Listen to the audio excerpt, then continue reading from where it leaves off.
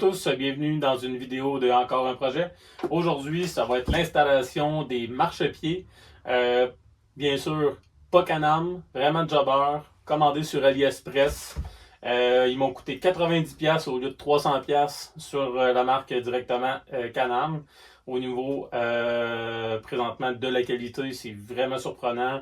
Faites attention, là, c'est sûr, mettez du Loctite un peu partout là, parce que c'est fait un peu que ça peut se dévisser. Fait que j'ai mis du Loctite bleu, comme on dit, c'est du non permanent pour fixer vraiment les barres. Mais sinon, c'est génial. Fait qu'on procède à l'installation. Pour commencer, on va faire l'installation du côté gauche. Pour que ce soit plus facile, on va lever ici, dans le fond, le marchepied pour que ce soit plus facile pour, dans le fond, démancher la botte. Ça va prendre un All-in de 6 mm.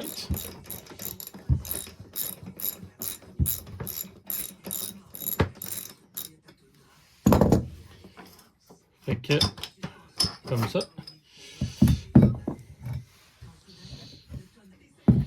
Avant, tu sais, il y a déjà un peu de Loctite, je vais dire de compagnie, là. Mais on va passer une petite brosse d'acier là-dessus. On voit que les filets ont été mangés un peu. Puis on ramasse un peu de poussière, un peu de rouille. Fait qu'on va passer une petite brosse d'acier là-dessus.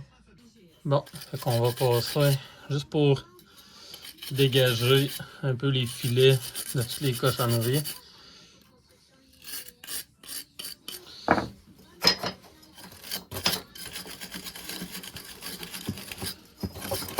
Dans mon cas, ça grouille pas bien parce que un coup que je suis bien ajusté, bon, on n'a pas vraiment de problématique rendu là. Puis les filets, ils pognent juste ici sur le bout là. Fait que on va mettre juste une petite goutte de Loctite. Bien sûr, toujours mettre du bleu pour pas que ça soit du permanent comme on dit là.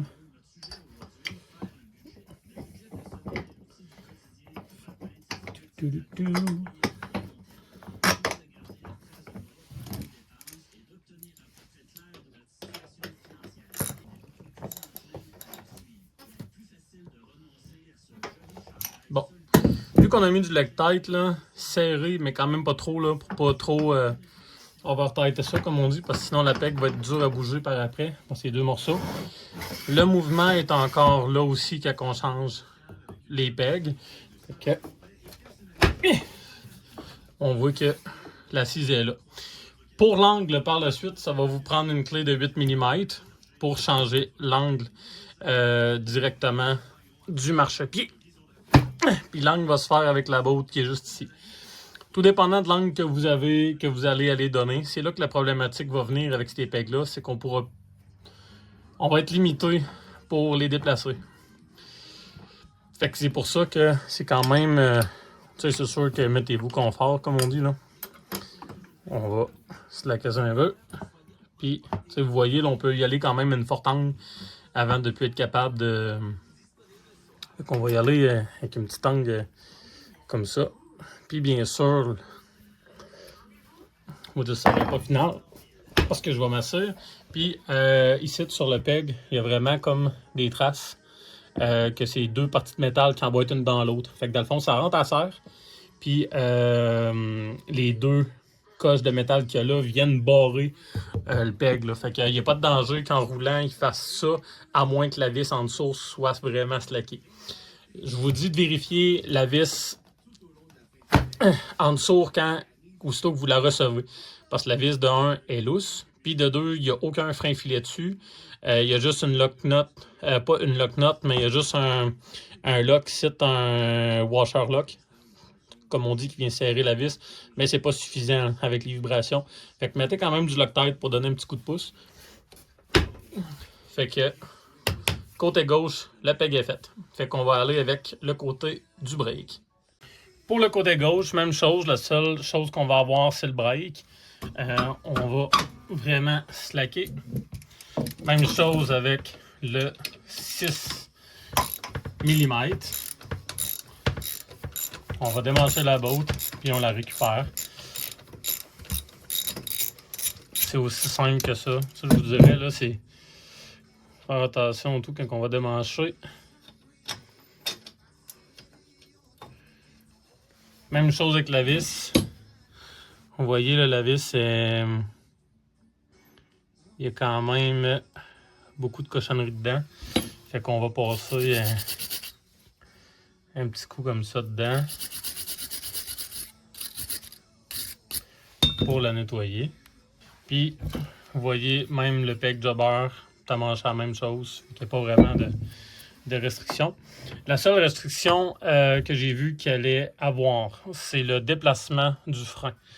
Dans le fond, un coup que ça va être, que le PEG va être installé, il va vraiment falloir le lever, démancher ça ici pour être capable d'ajuster le frein par la suite. Parce que dans le fond, la tige ici va être bloquée par le côté ici. Fait que sachez ça, c'est quand même important. C'est sûr que normalement, un coup qu'on a notre position, ben, on n'est plus censé non plus jouer là-dedans. Là. Fait qu'un petit shot de lock. Bon, ça, on voit que c'est plus difficile à cause du break. Fait qu'on va... À cause du break, là, vous voyez, là, j'ai un meilleur exemple au monde, là, ça rentre pas. Fait qu'on va slacker la vis ici. On va slacker la grosse vis pour être capable d'aller jouer avec l'angle ici de même. Pour être capable d'essayer de monter le break. Comme ça. On fait ne pas être capable d'y arriver. C'est quelque chose qui m'empêche d'y aller. Je pense qu'on va faire de quoi de mieux que ça. On va démancher au complet. Pour le moment. Attention, pas perdre de morceaux, bien sûr.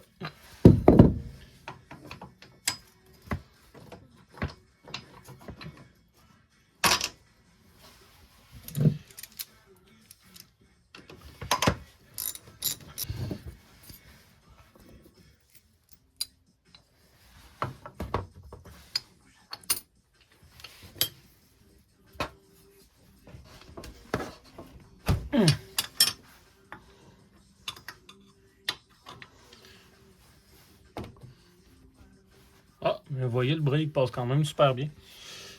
Puis de s'assurer qu'au niveau du freinage, dans le fond, il y a assez d'espace entre les deux. Fait que dans le fond, vous voyez, là, il y a quand même une belle espace, on est correct. C'est sûr que si on le monte plus agressif, là, d'après moi, peut-être le coin ici va donner une problématique, mais ça reste à voir. Il va vraiment falloir le monter beaucoup pour que ça vienne une problématique. Fait que vous voyez, l'installation, elle se fait quand même super simple au niveau de ces pegs. Même si c'est des pegs Jobber qui ne viennent pas directement de chez Can-Am, on voit qu'il y a quand même...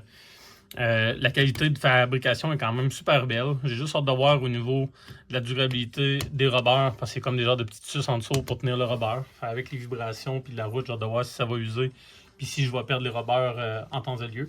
Mais l'installation, c'est super faite. Finalement, il va me rester à avoir à ajuster les angles dessus. Un coup l'installation faite, ben, j'ai fait ma petite raille, j'ai été faire 80 km pour essayer ça.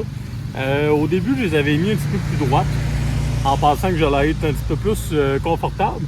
Finalement, je me suis rendu compte qu'avec un petit angle de plus, vous voyez l'angle avec mon bras, là, avec un petit angle de plus de même, je m'aperçois qu'on pèse, on reste plus assis, on a moins tendance à glisser sur le siège.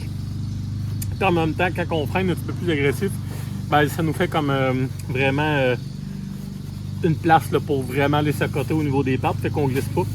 Au niveau côté, petite finition ici comme ça, je vous dirais ça m'enlève beaucoup de vibrations en dessous des pieds. Fait que niveau confort, là, c'est vraiment... J'aurais dû mettre ça avant. Honnêtement, là, c'est un must. Là.